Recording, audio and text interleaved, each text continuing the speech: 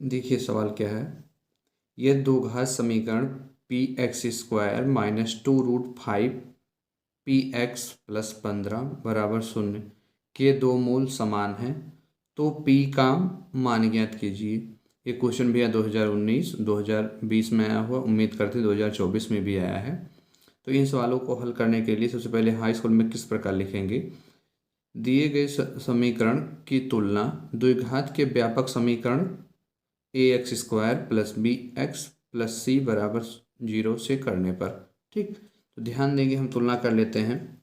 ए का गुणांक देखिए भैया हमारे प्रश्न में क्या है, आपका पी है, तो हम लिख सकते हैं ए बराबर क्या है आपका पी है, और बी बराबर क्या है भैया -2√5 पी है, और सी बराबर कितना दिया गया आपको 15 दिया गया। ठीक, कहाँ है प्रश्न में के मूल समान है तो विभेद का फार्मूला लगा लेंगे।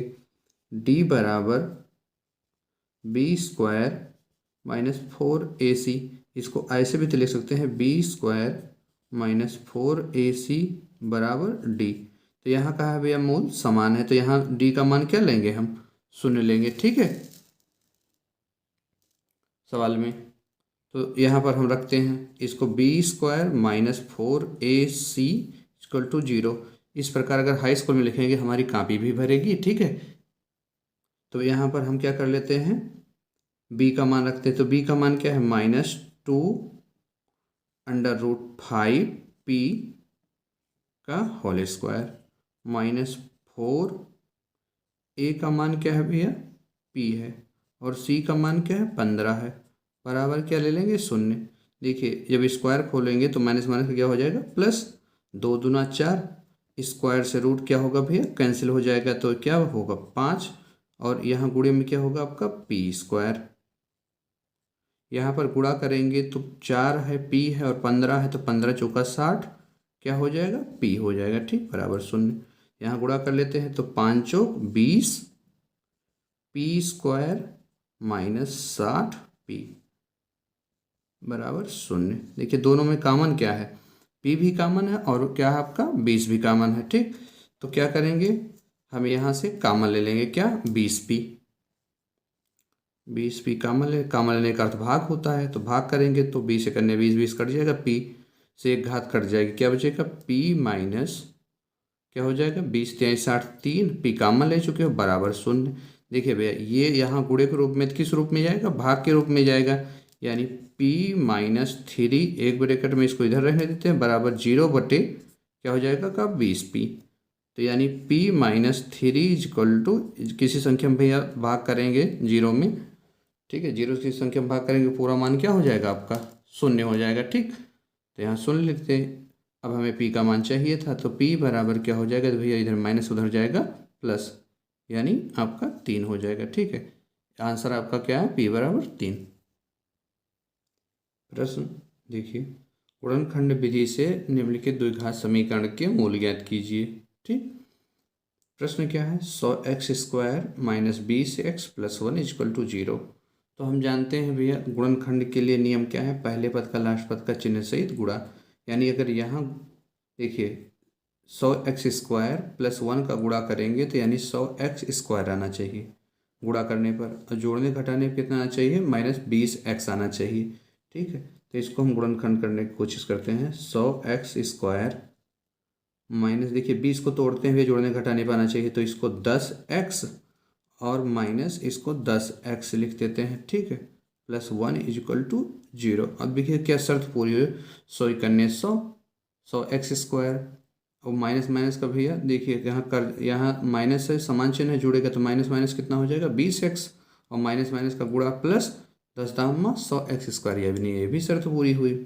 अब देखिए इन दोनों भैया कॉमन क्या है आपका 10x कॉमन है, तो कॉमन लेने का अर्थ भाग होता है, भाग कीजिए 10 दामा 100 नहीं 10 हो गया, x से एक घात कैंसिल हो गया x हो गया, यहाँ देखिए 10x पूरा कट गया। ठीक है, तो क्या बचेगा 1, भाग करेंगे, यहाँ पर क्या कॉमन ले सकते हैं आपका, तो दूसरे पद में हम क्या लें -1 कॉमन लें, क्योंकि ब्रैकेट में लाना है, माइनस माइनस का क्या हो जाएगा प्लस, यहाँ 10x और माइनस माइनस प्लस माइनस का माइनस। ठीक है, 1 बराबर 0 लिख सकते हैं। अब देखिए दोनों ब्रैकेट में समान है, इसको एक बार लिख देते हैं, और जो कॉमन ले उसको एक बार लिख लेते हैं।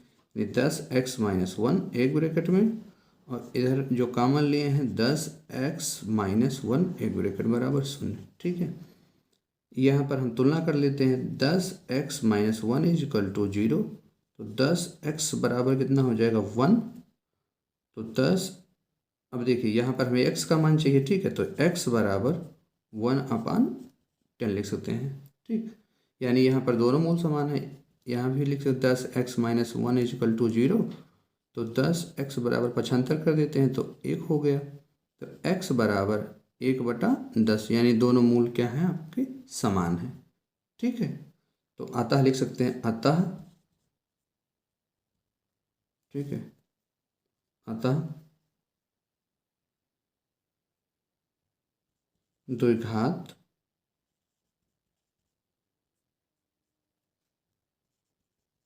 समीकरण के मूल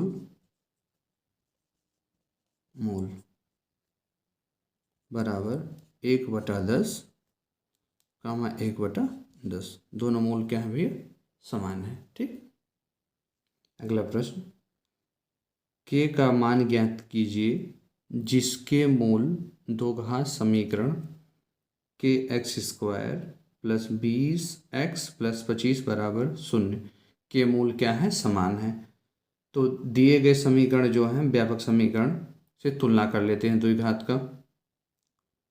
तो ax² plus bx plus c is equal to 0।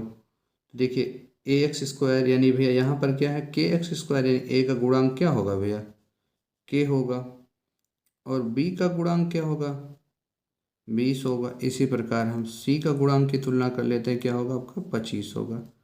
ठीक, तो यहाँ क्या है भैया के मूल समान है, तो विभेद कर d बराबर क्या लेंगे, यहाँ लिख लेते हैं विभेद कर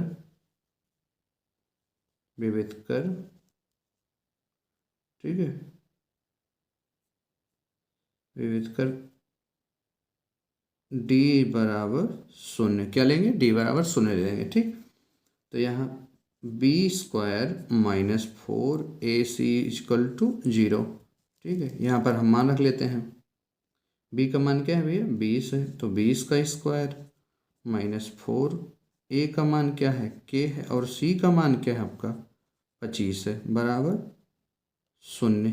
ठीक है, यहाँ देखिए 20 का अगर हम स्क्वायर खोलेंगे तो क्या हो जाएगा 2 दूना 4, और 1 0 का 2 0। ठीक है, वर्ग खोलेंगे। यहाँ देखिए भैया 25 चौका 100 कितना हो जाएगा 100 के। ठीक है, बराबर 0। यहाँ -100 के इधर रहने देते हैं, 400 को 75 कर देते हैं, तो यहाँ प्लस उधर जाएगा -400। माइनस से माइनस क्या होगा भैया कैंसिल हो जाएगा, नहीं बचा क्या आपका 100 के बराबर 400। ठीक, हमें किसका मान चाहिए के का मान चाहिए, यहाँ गुणे के रूप में है 100 तो भाग के रूप में जाएगा। ठीक, तो के बराबर 400/100 काटेंगे तो क्या मिलेगा हमें भैया, कितनी बार जाएगा आपका 4 बार। ठीक, तो के का मान क्या आ गया 4 आ गया। देखिए नवा सवाल समीकरण x-1/x बराबर 3 comma x equal to non zero के मूल ज्ञात कीजिए। ठीक है, सबसे पहले सवाल को हम किस प्रकार से लिखते हैं, इसको x-1/x इजकल टू 0 लिख सकते हैं।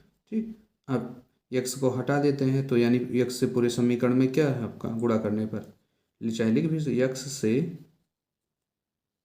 पूरे समीकरण में गुणा करने पर। ठीक है, तो गुणा कर लेते हैं। देखिए भैया x गुणे x इधर हो जाएगा -1/x गुणे x, और इधर कितना हो जाएगा 3 गुणे भैया x हो जाएगा। ठीक, यहाँ x गुणा करेंगे तो x², यहाँ x से x कट जाएगा, यहाँ -1 आ जाएगा, यहाँ बराबर 3x हो जाएगा। ठीक, हम क्या करते हैं इसको इधर पक्षांतर कर लेते हैं, यानी x² -3x-1 इजक्वल टू क्या होगा 0 होगा। अब देखिए भैया क्या हम इसका गुणनखंड कर पाएंगे, तो इसका गुणनखंड हम नहीं कर पाएंगे, इसलिए क्या करेंगे इसकी तुलना व्यापक समीकरण से कर लेंगे। इसकी, इसी प्रकार आपको हाई स्कूल में लिखना है, इसकी तुलना व्यापक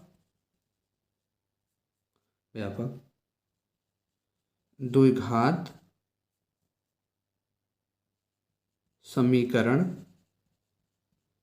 समीकरण से करने पर। ठीक है, द्विघात समीकरण क्या होता है? A x square plus b x plus c is equal to 0। ठीक है, तो यहाँ तुलना कर देते हैं। ए एक्स स्क्वायर यानी यहाँ पर गुणांक एक्स का क्या है भैया? कुछ नहीं है, दिख रहा है तो 1 माना जाएगा। ए बराबर 1, बी बराबर क्या हो जाएगा भैया? -3। ठीक है, और सी बराबर क्या हो जाएगा आपका? यहाँ ध्यान दीजिए, -1। ठीक है, इस प्रकार हम ए बी सी के मान निकाल लिए हैं। ठीक है, अब किसका फार्मूला लगाएंगे? श्रीधराचार्य, जो आपका फेमस है। ठीक है, लिख देंगे श्रीधराचार्य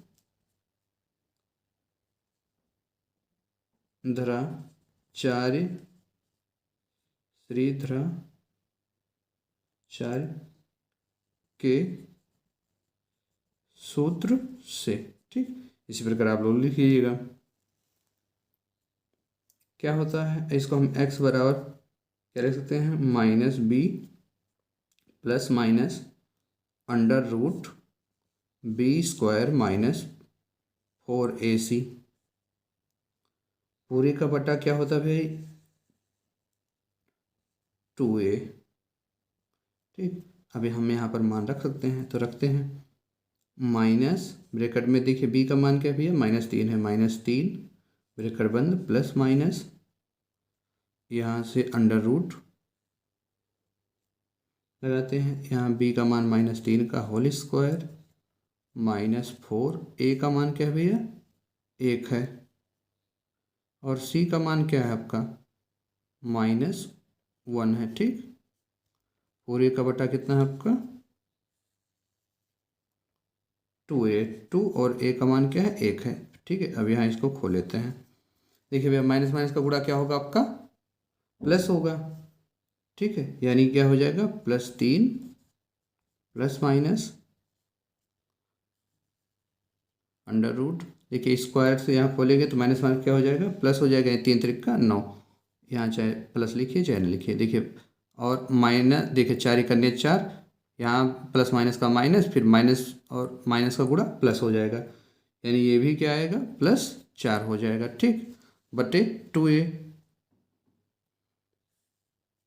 यहाँ देखिए 2a का मान गुणा होगा तो 2 1 2 हो जाएगा। ठीक, तो क्या आएगा आपका? 3 प्लस माइनस अंडर रूट, इसको जोड़ देते हैं तो 9 4 कितना हो गया भैया? 13 होगा, बटे कितना होगा आपका? 2 होगा। ठीक, तो इसको एक बार देखिए 13 का वर्गमूल लिखने का नहीं, इसको हम एक बार प्लस में लिखेंगे, एक बार माइनस में लिख सकते हैं। ठीक है, तो इसका आंसर क्या हो जाएगा? 3 प्लस अंडर रूट 13 पूरे का बटा क्या होगा आपका? 2। एक तो ये आंसर हो जाएगा। जब क्या लेंगे आपका? धनात्मक लेने पर। क्या लेने पर? धनात्मक लेने पर। इसी प्रकार जब हम ऋणात्मक लेंगे, ऋणात्मक लेने पर, तो क्या हो जाएगा? 3 माइनस अंडर रूट 13 बटे 2। ठीक है, एक बार इसका मान धनात्मक लेंगे, एक बार इसका मान ऋणात्मक लेंगे, तो इसके आपके दोनों मूल आ गए।